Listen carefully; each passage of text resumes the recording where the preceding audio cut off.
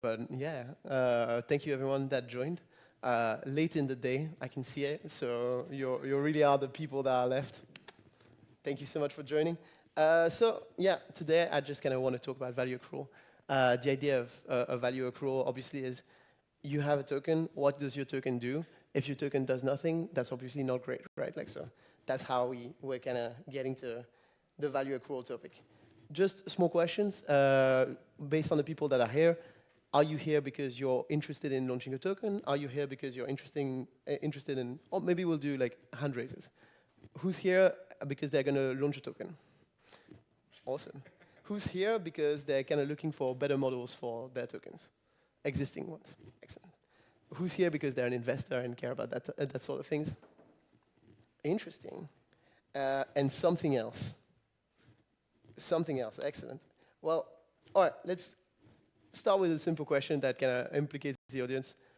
What is a method of value accrual that you've seen for tokens that actually creates value for tokens and I would say governance of these tokens? Have you seen anything in the wild where you've been like, oh, that works really well? That has shown to transfer some of the value that the protocol or the project is created to their token holders?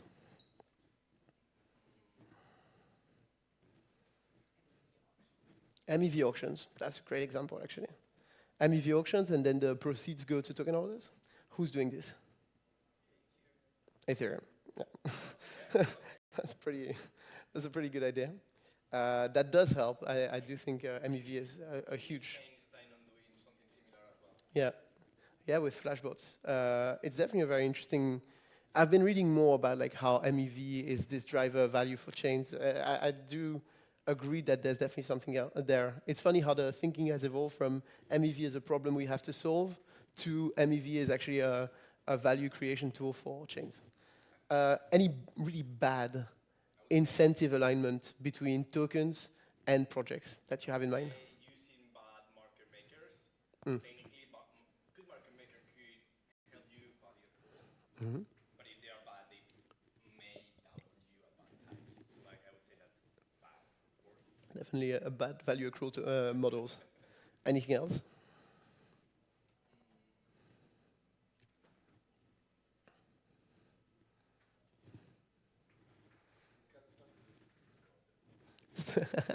This is recorded, you're right. we'll do that during the discussion afterwards. So, kind of, the reason I'm here is that at Aragon, we've been building these solutions around governance and around tokens for a long time.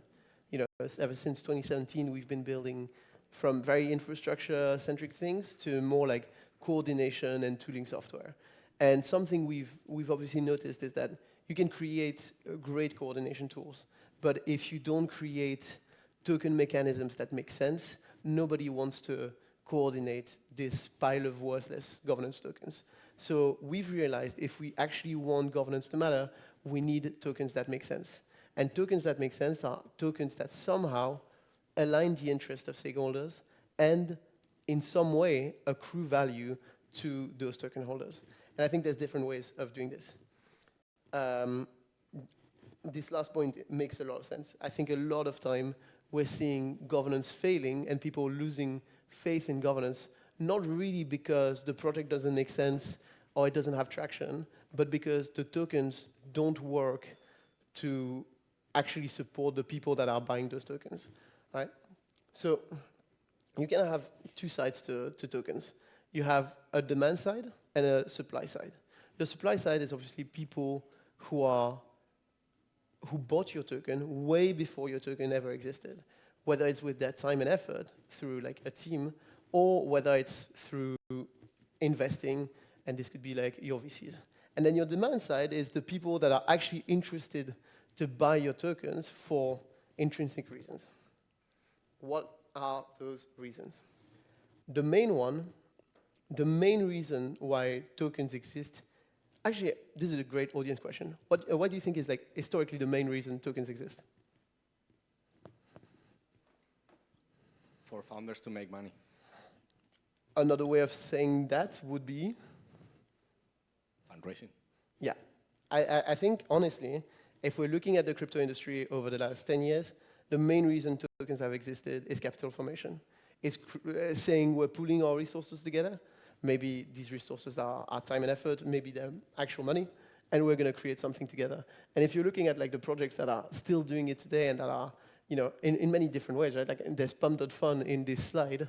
It is obviously not the same thing as Echo or CoinList, but in both ways, there are ways to form pools of capital together based on a common enterprise. This enterprise can be as memey as you think, but it could also be like extremely valid and make sense long term, right? So if you're looking at like historically how we thought about tokens, I think obviously in 2013 everyone sort of thought about tokens as money, right? Like this was Bitcoin type era. When you have, you know, this is when stuff like Litecoin started, and we thought, all right, tokens are money that we're going to exchange them on blockchains. Interesting. This is good, by the way. Anti-Capture, very, very interesting website. They're doing cool work. 2017 is when we started thinking of tokens as methods of payment. That's when like stuff like Dogecoin started happening. But obviously, tokens as payments make little sense in today's world for two main reasons: way too volatile and not enough throughput to actually support any kind of real-world use case, especially in 2017. Maybe this is changing now. In 2019, that's when we invented what the industry that Aragon has been for so long, which is governance tokens. And the main idea of governance tokens is you have this claim on the future direction of the project. You don't have like a clear financial claim on the future of that project, but you do have a very serious claim on where it's going to go based on the proportionality of the tokens that you hold yourself. And then in 2024, I think that sadly, that model sort of broke down. And I think the main reason is because we never actually finished the promise of these governance tokens, which kind of was to own a financial interest, because of the previous slide where we were talking about like capital formation, the goal of capital formation, I'm only going to put money in it if I think that I will have upside in the future of this. It didn't really happen. And now we have stuff like, for those of you who've seen the recent Zora token launch, where they genuinely say, this is a meme coin. There's a meme coin, but actually like investors are getting a certain percentage of this, team members are getting a certain percentage, but the team is razor focused on saying it's a meme coin. And to give you an idea, like I even DM'd my friend in Zora and asked her like, what the fuck is this? She was like, no, meme coin, no more comments. Like, no more comments. Right? Like, and we've kind of brought this on ourselves, right? I think it's based on regulations. It's not all based on the crypto industry. But yeah, we've just not done a good job of completing the promise of this capital formation thing. Why? I think that a big reason is that governance is not the demand driver that we thought it was. We thought that actually having a stake in the future of the protocol that you're on is sufficient for you to want to buy this. But obviously it's not, right? And I think part of it is because we thought that people that buy into, like, let's say, what's your name? Ethereum. The people that buy into Ethereum chain do it because they want to decide where Ethereum chain is going to go. But actually, I'm not sure that's true anymore. I think that people that buy into your chain, that are businesses that are creating things on top of your chain, they sort of want to know where it's going to go, yeah, but they sort of also trust the team to make the right decision. They've been building Ethereum chain for ages. So what they care about is protecting themselves from getting deplatformed. And this is something we've been talking about for ages, right? It's the classic like Facebook example with Farmville, where like the publisher of Farmville got deplatformed and they couldn't do anything about it. I think it's something. Protecting yourself from getting deplatformed is something, but then it kind of puts you into this weird formula where the value of governance is basically the value of like the risk that you're going to get deplatformed plus the switching cost that it would take you to go, all right, I'm not on Optimism anymore, I'm going to move to ZK Sync, and that's going to be fine. So for me, building an app on top of Ethereum chain, the real value that I'm putting into the governance tokens that I'm buying is equal to how much of a pain in the ass it would be to switch chains. And that's not enough, right? Like, especially because now we're talking about like Ethereum chain, a well-respected L2 that has like billions of TVL. But if it's Carlos chain that just started and has like 100K on it, the switching costs are so low and ridiculous that why would anyone buy this in the first place, right? Which we don't want to see happen, because we don't want to see all new tokens, all new projects, all new chains be worth nothing until they reach a certain amount. And then, obviously, I think a bad way of thinking about governance is I'm going to buy governance tokens so I can see how much I can funnel out from the common treasury in terms of like grants or service contracts. That's obviously terrible, right? Like that cannot be the goal of governance. So how do we make governance sort of valuable? I heard that people love beautiful quotes in black and white. So here's a beautiful quote in black and white. We make better incentives. It has to be better incentives. There have to be better incentives to hold tokens than what we're currently offering. So let's do a mini exercise. And we're not that many, so I think we can kind of like join up and think about it jointly. And maybe this is too long, especially seeing like the crowd that we have right now. But try to think about one project, which is either your own project or a project you care about a lot, and try to sort of differentiate the different like stakeholders that are part of that project and see what they need from each other and how the token of your project is facilitating these links, right? One example that I think is very clear, and on they've made like a really nice triangle on their website, is Velodrome, where they've said, all right, we have like traders, liquidity providers, and we have token holders. What do they want from each other? The token holders are buying the token, making the token more valuable, which means that the rewards that are going to the liquidity providers are worth more money. So liquidity providers are likely to put even more money in terms of liquidity provision, which makes it a much better experience for traders. So traders trade more, create more fees go to token holders. That's the sort of thing, and obviously a DEX is much easier. If we're going to go talk about like Arbitrum, for example, it's going to be a very different idea because a chain is a much more complex ecosystem than a decentralized exchange, right? But I think it's interesting to sort of think about it for like a minute. So maybe like write down either in your head or on a piece of paper what you actually think are the different like key stakeholders of a project you care about deeply and how do they relate to each other. I'll give you guys 30 seconds.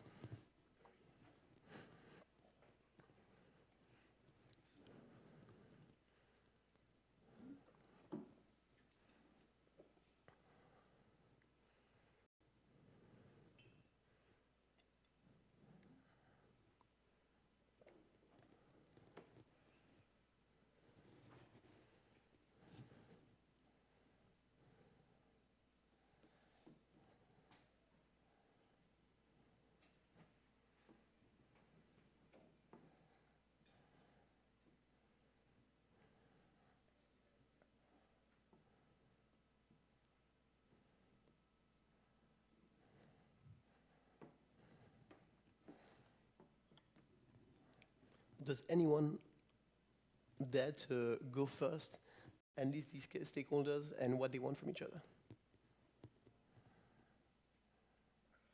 I guess I can start. Go for it. Thanks. So what are we building? Like we are trying to build strategies that kind of like make a piece profitable or more profitable, like not just the automation tools, but the actual strategies. It's kind of like it's a platform that allows others to create strategies and then others to deposit into it and pay a performance fee. Very interesting. So the key stakeholders is basically like the strategy creator on the one hand, the depositor, so the user of the strategy on the other hand.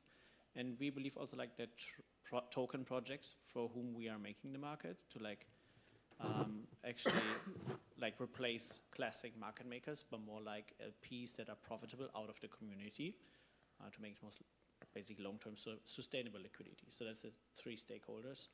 And like the value for each of the stakeholders, like the LPs increase their profits or become profitable while they have not before. The strategy creators to earn a performance fee. and token treasuries to get more sustainable liquidity. Okay. And how might a governance token make, like, kind of lubrify these relationships between your stakeholders? We are kind of like, so some of the revenue will accrue outside of the, or not on-chain, and we're thinking like to distribute part of that revenue via a token back on-chain, kind Okay. How would the revenue not happen on chain? Like, for example, what we want to do is like capture arbitrage from these LP pools that otherwise external arbitrageurs would capture and like bring it back to the LPs. Interesting. And that not always happens on-chain, right? It happens also between centralized and decentralized exchanges. And if we accrue that, let's say, with a company on a centralized exchange, we would need to get it somehow back to the LPs. Okay. So who's going to buy this token? Which stakeholder is the one where you think that he has like a direct incentive to buy this token? I mean, like very early, but like initial ideas are like basically buying back the token ourselves with the revenues we are generating and then giving it to stakeholders. Okay, interesting. Yeah, I think buybacks are definitely one way of doing this. Yeah, and in that sense, one project that does that, and I think is succeeded in that sense a little bit, is Euler. They have like an auction per day in each of the chains that they operate, and basically, I'm not sure if it's a bonding curve, but I think it is a bonding curve, or reverse. No, it's a reverse auction, sorry. And the price goes, like it has like, it starts at a certain ceiling, and the price of Euler goes down per time, and whenever you see a price that you like, you buy it. Like with some of the fees, you buy Euler or something like that. No, they buy your Euler with the fees that they're generating, and it sort of works a little bit as like price discovery, but at the same time a way to like sort of like get more Euler for themselves, Okay. and create a value for that token. Interesting. Yeah, that is definitely a way. And what I like also about it, sorry, is that it's automatic. It's programmed, and it's going to be running for a long time. That the fees that they generate, a percentage of it automatically buys Euler. So there is some buyback automation that I think it makes a lot of sense in the long term, because you know that it's still going to be there in 1 year down the line or whatever. Yeah, I think it's interesting. I think it goes to show, like, when you're actually thinking about like how to make a token valuable, there's sort of two ways around it. Either like give it utility. So this could be, you know, because you hold that many tokens, you're paying less fees on my platform. Or it's giving it less speculative value. Buy this token because I'm going to buy it back from you in the future for more money. What do you think the token you're describing is? Would you rather put it like in the utility category or in the speculative category? I think can be both. Like it was just the first idea, kind of like because we bumped into the problem that we probably will generate revenue by taking kind of like advantage of the LPs, because we want to do it like instead of someone else doing it and then find a way to give it back. Yeah. So that's kind of like what triggered it in the first place, but could be something like adding utility at some point. But yeah, that was actually only triggering the idea of getting a token. Otherwise, we probably would not need it. Okay, I see. Super interesting. Anyone else wants to try to? You don't want to do it for the ARP token? No. No worries. No worries. Anyone else wants to give it a try? I can try. Go for it. So, some time ago, I was working on this thing called Revenue DAO, and the idea was that we were supposed to like pool money that would be then reinvested into like businesses that need money for. We were thinking about gaming, especially freemium gaming, and the reason why is that freemium gaming is a very simple business. You put money in, it gets invested into ads, and there is it's easy to model the future streams, and also it's predictable. Like the only complicated things is where to plug off the additional funding. So we were thinking about creating a token that would be controlling the revenue stream from those investments. So let's say that we pull $100,000 for this investment. And this $100,000 was supposed to bring back in revenue something like 250 in 2 years. And basically, like the structure was that with your token, you could cash in every the pool was collecting the revenue from those investments, and you could every time you could either rage quit by burning your tokens and getting your share of the existing pool, but you were decreasing the amount of value of tokens in the circulation, or you could sell it to another person for the future, for the premium coming from the future revenue streams.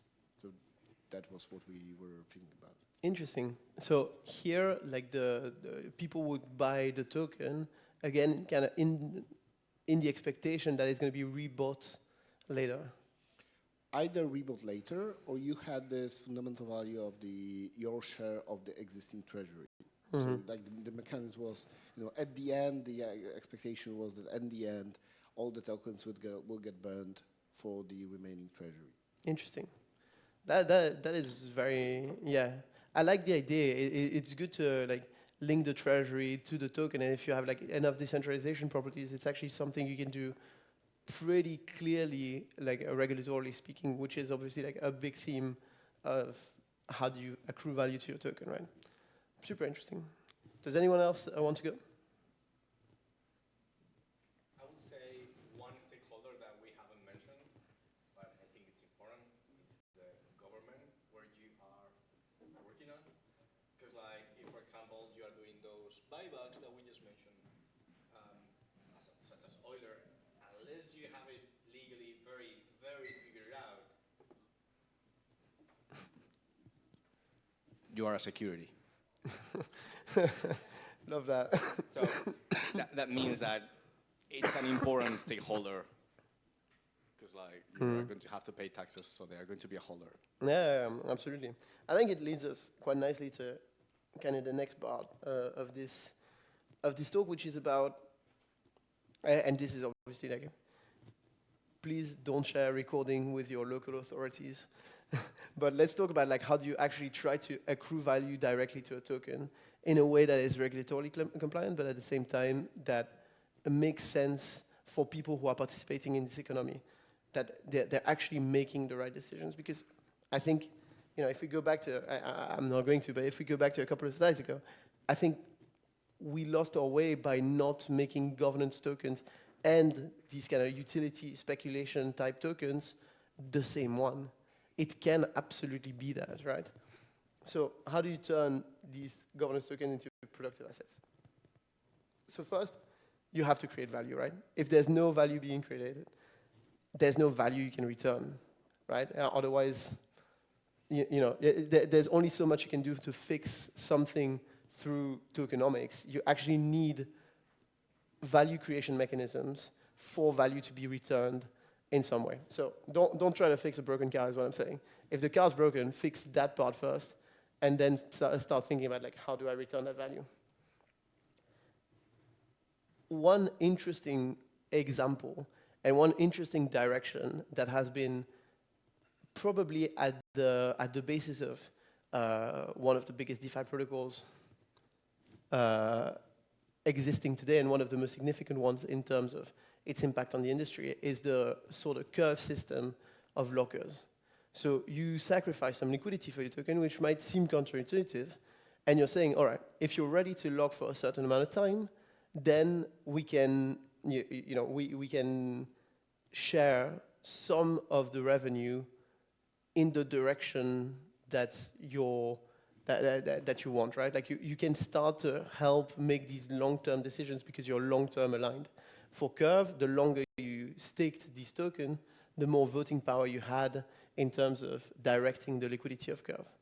And this was actually built like a super long time ago on top of Aragon contracts. So vote escrow, these kind of voting, these locking mechanisms exist. There's also staking, right? In a way, sort of the same thing. Vote escrow, staking mechanisms, why can I talk about the same thing?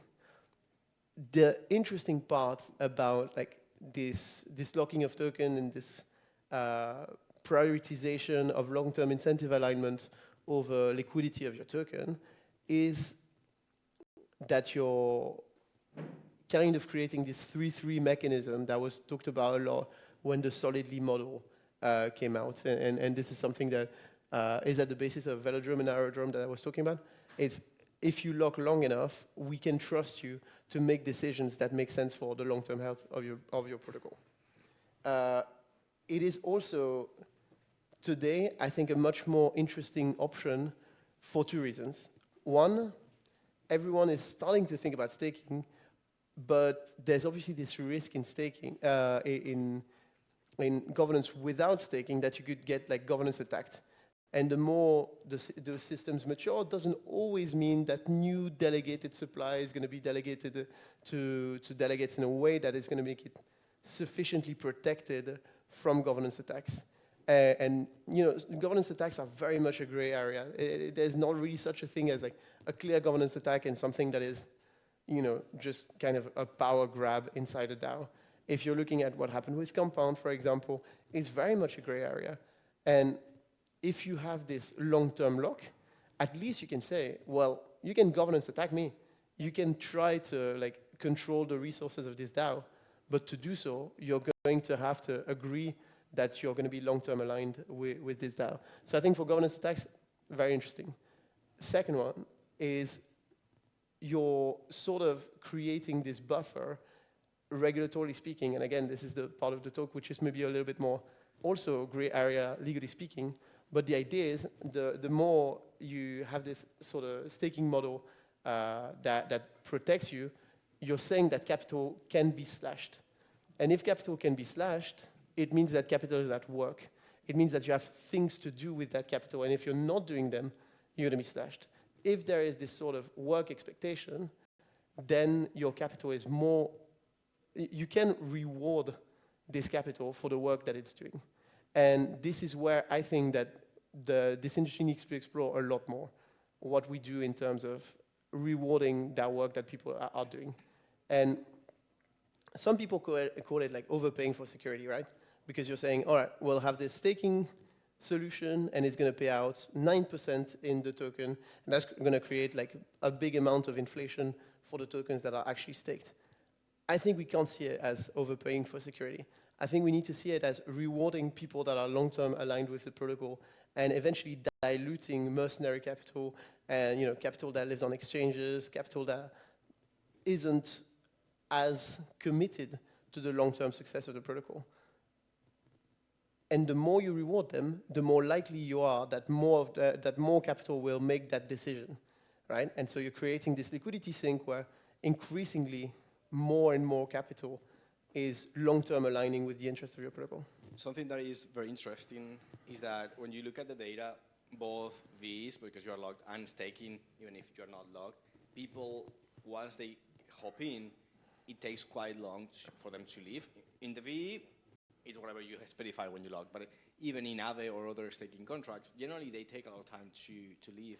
So like, what I think is super interesting doing the native token liquidity sinks is that if you are overpaying for that security, basically what you're trying to actually do is not that security thing, it's like trying to people to log, because you know they're not going to leave in a long time, because they have done the effort to get in.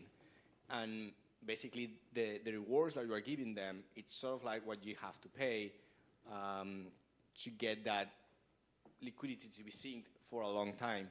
And you probably have to do some math around what doesn't make sense for your project, but like 100% agree with what you are saying. And I remember like talking with Stakehouse, and they were complaining that for DYDX in particular, they were overpaying in security in terms of like people that were staking. And I think they were missing exactly this point, which is like, well, staking in most of these at once is not at all about the security, a little bit, but there is a point in which it's actually just to incentivize people to lock, because over time you know that they're going to stay, and that's why you want them to participate. Yeah, totally. Great comment. So let's talk maybe a tiny bit more about like that staking idea. I'll go pretty quickly through these, right? Because we kind of went through them on the previous slide. But yeah, this idea is that staking represents work, and work can be rewarded. Simply holding your token is not something you can reward for obvious securities law. So creating these work possibilities is very interesting. And I think that's where we go back to governance. Because governance is work. Governance is actually trying to make the right decisions for a protocol. And the type of governance that you're doing, depending on the complexity of it, is more or less likely to be considered as work. Again, slashing and staking and slashing, big parts of actually creating this work requirement. But governance, I think, is just as strongly correlated to creating this dynamic where what you're doing with your token can be considered work. What we kind of push at Aragon and we think is a better idea for this work requirement is a gauge system, which implies that token holders make decisions over capital allocation. And the idea for these decisions is you're locking your V token, and then you're voting on the type of spending that the DAO should do. And the reason why I think it's better is that most DAO governance is all about saying, responding to pre-existing proposals. And responding to pre-existing proposal allows you to express your opinion in a relatively limited way. You're saying mostly yes, no, or abstain. You can participate in the making of the proposal, but that doesn't happen to most people. Most people only come in at a time where they can vote yes or no on that decision that's kind of already been made. What I think is more interesting is a constant governance decision, which is how are we going to take the resources that we have together and spend them in order for this protocol or this project to grow. And you can spend them in many different ways, right? You could have like growth incentives and say, well, actually, I want our capital to go to these different pools in order to reward LPs, because I think rewarding LPs will grow our TVL, it will grow our protocol. But you could also say, I think that actually what we need to attract more people and to attract more people to buy our token, and then our token becomes more valuable, and then the incentives that we're creating become more valuable. Well, I think that part of our budget should go to token buybacks, for example. And these token buybacks would increase the price of your token, make your rewards worth more. There's tons of different things you could do with your tokens, and you should be able to express them in more complex ways, but also in more set and forget ways. Because with gauges, what you can do is you express your opinion one time. You say, well, actually, I think 20% of the token inflation, or sometimes it's inflation, sometimes it's the protocol fees, right? It's the money that's being generated by the protocol. Well, you can set and forget and explain, I want it to go to these different possibilities. And if you change your mind in 2 weeks, you can do it. If you change your mind in 2 years, you can change it, right? Like, I think it's a much more realistic way of taking token holder preferences and expressing them technically. Again, this is just for capital allocation, right? And for protocol upgrades. You could imagine some kind of gauge system, right? Like, if you think about it, it's sort of how Bitcoin works.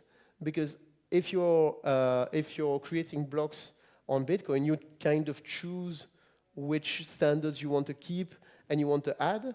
And if you don't add that standard, if you don't add Taproot to your block, it's just not going to be there. So the system kind of increasingly decides which standards make sense for the community or not. And so Bitcoin does this. Democracy of the feet. Yeah. And Bitcoin does this without any kind of formalized governance, right? But I think for like the DAOs that we're talking about that are relevant to us, it's more about capital allocation. Something I feel super interesting, just so like you can change your mind over time. I think it's not that you can only change your mind. It's sort of like the project is going to evolve over time. And in the beginning, if you just TGE, you probably want to incentivize staking rewards. So like you want to incentivize people to log more tokens until you have some metrics that are more stable. But then over time, like as you have distributed more and more tokens, probably what you want to do is to do more buybacks because you're running out of your own tokens. And I think, for example, that's what's happening right now with Euler. They needed to do some buybacks because like after so many years and after their hack and after like so many funding rounds, they needed to get back some of their tokens and some of the liquidity. And I think like whatever you choose really depends on the state of your project, and everything can make sense. It's just like what doesn't make sense for you in particular. Yeah, definitely. Definitely. I think there's two more arguments for gauges that you can read here, but I'll talk about it for a second. Obviously, I think something I really like is that when you're voting on these kind of yes, no, abstain proposals, if you're in the minority, your choice is kind of cancelled, right? It's not expressed. A proposal passes in the same way, whether it passes 52% or 99%, right? That to me is quite pragmatic. So I quite like that minority votes are reflected. If you own 0.1% of the token supply of something, you're directing 0.1% of the resources of that particular project. So I quite like that.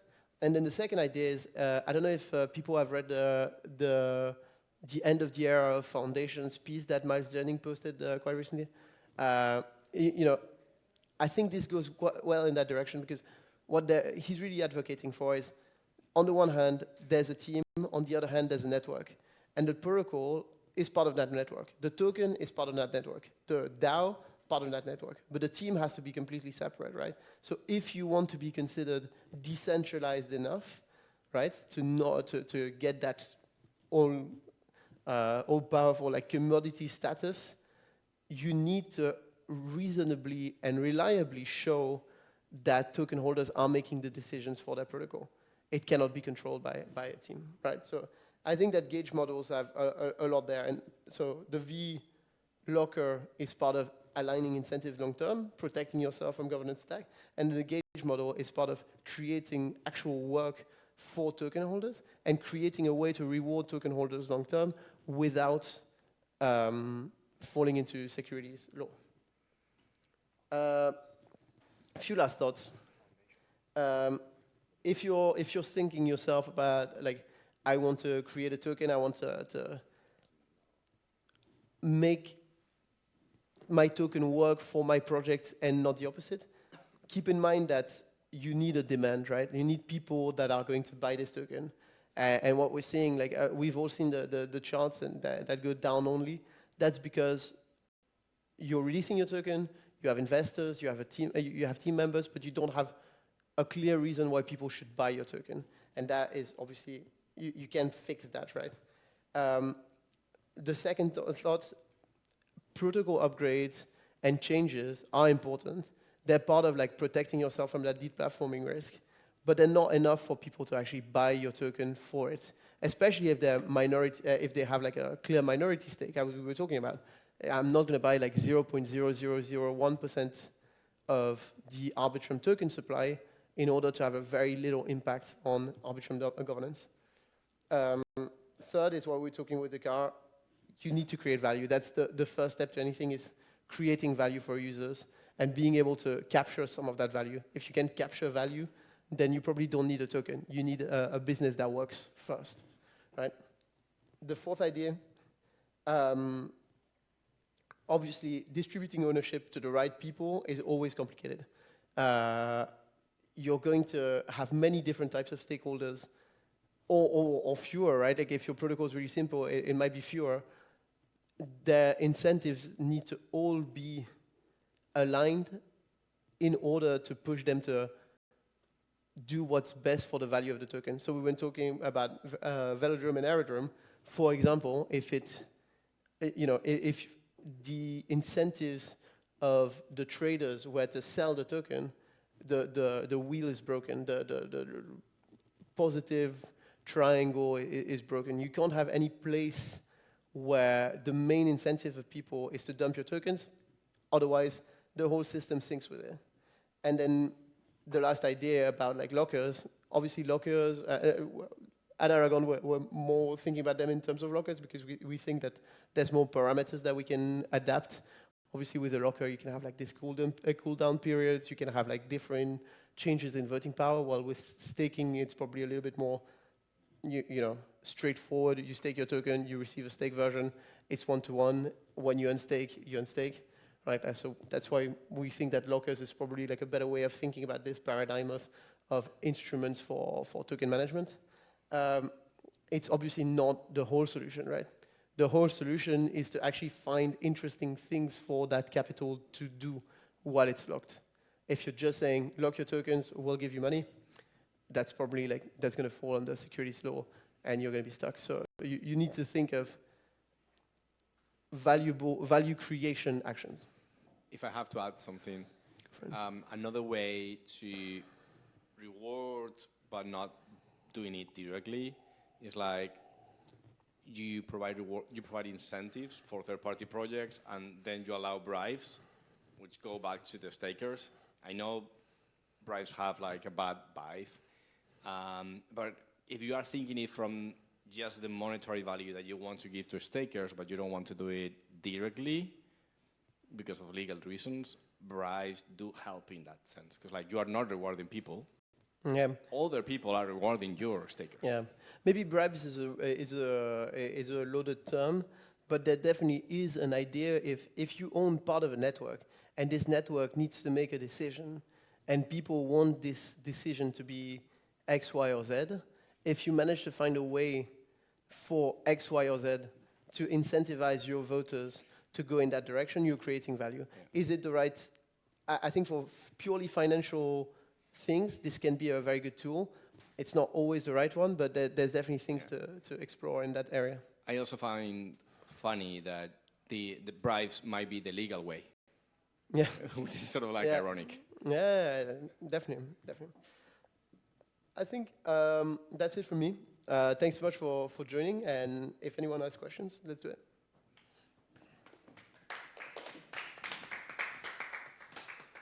I got a question about Gauges.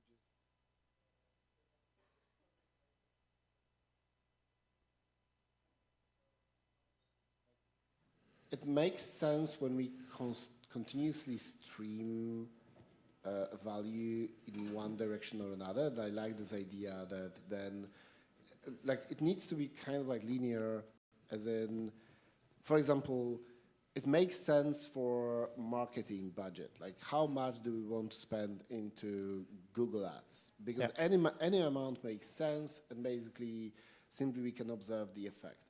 But it doesn't make much sense, or how does it, how can it fit into other kinds of spending where there is a discretionary spend? Like, that's because, like, as I said, like, it makes sense for Google Ads because any amount makes sense.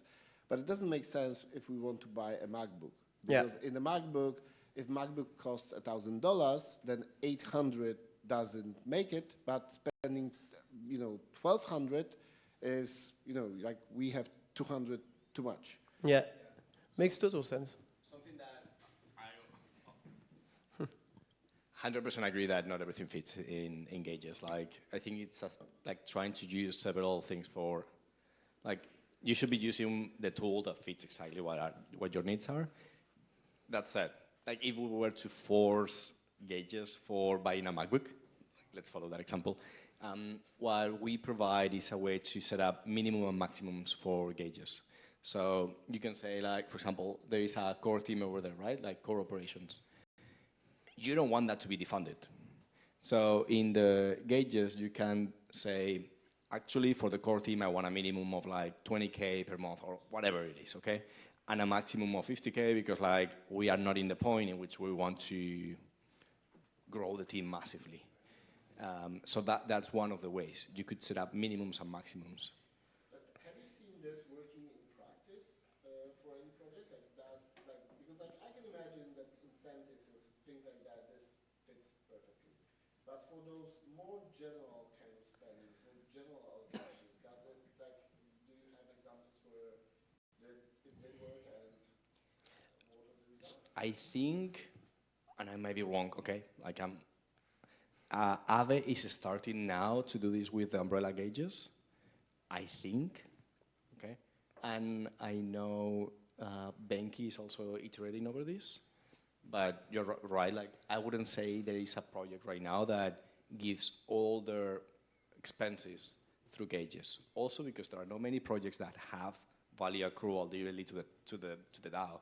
So like if you don't have value accruing to the DAO, how do you provide that back, right?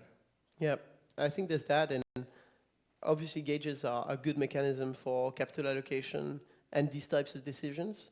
They're not going to serve as well in non-capital allocation decision types, but you do have it. I think an interesting way of thinking about gauges is where you take them, right? If you take them from treasury to different categorized spending, that's one idea, but maybe actually your gauge doesn't live, like that's not the main gauge that you care about. Maybe the gauge that you want to ask your stakeholders about is this one. Maybe not that one, maybe this one. In the growth incentives, let's ask our users where they want these incentives to go. And you'd say, all right, for now, we're going to vote on a minimum budget and a budget that makes sense for these different categories. And then what the gauge actually will live is in growth incentives. And maybe like what we've built for Mode is a fractal gauge of, in a sense, where Mode decided they had this OP token allocation, and they wanted to distribute this OP token to the different projects on it. And the way they did it is through a gauge system. And not only were these incentives going to the projects, but the projects then had the opportunity to say, well, actually, our token holders are going to vote on where the specific incentives go in their own protocol. So Kim Exchange, which was the biggest exchange on Mode, for example, was voting on, well, you know, if you have your sorry, you can vote on whether it goes to like the USDC pair, or actually if you're one of our competitors, you could even vote with our tokens on directing incentives to the ETH, your token pair. And then you have this moment where I think you can create much more intertwined ecosystems where owning each other's token can be positive, and the success of, you know, the success of Kim Exchange is now related to your own success. And when they're getting money, well, actually, your token holders have better liquidity for buying your token or selling your tokens, and you're creating a better experience for them. So what I also like about gauges is this kind of inter-project possibilities. And when I'm thinking about much larger DAOs, because Mode was a very interesting example. They distributed 2 million OP tokens, so it must be $4 or $5 million. There's projects distributing much more than that, like 10 times that. Not that many, but the projects that do actually have an opportunity to say, well, now you can use your own token to incentivize my token holders to vote for your protocol, and do this again and again in different ways to create a much more intertwined digital economy in your own like kind of little sovereign roll-ups or ecosystem. Yeah. On your question, like 100% agree. Like it's very difficult to do all of them. So like, also agree with Nathan. Like generally, you would focus just on the incentives, which is what Velo, Curve, all these do. Going back to the question that you said, like if there is any, and just for the sake of science, one that it's somewhat doing it already, and they are doubling down on it, is Sushi. They're still alive, and they have the, what is the contract? The Master Chef. So the Master Chef receives all the fees from SushiSwap. I think only mainnet. I'm not sure how they do the cross-chain, but like, and that decides where to send those funds. Part of it goes to the core team. They are not using gauges. It's like, it's a contract that has hard-coded the values. And a part goes to the core team, some part goes to the ex-Sushi stakers, so like staking contract, and some other part goes to incentives. Now I know they are trying to move it towards like gauges, but they are not there yet. Awesome. Any other questions? Awesome. Well, thanks everyone for your time. I really appreciate it. And yeah, if you got any more questions or want to talk about this, I'll be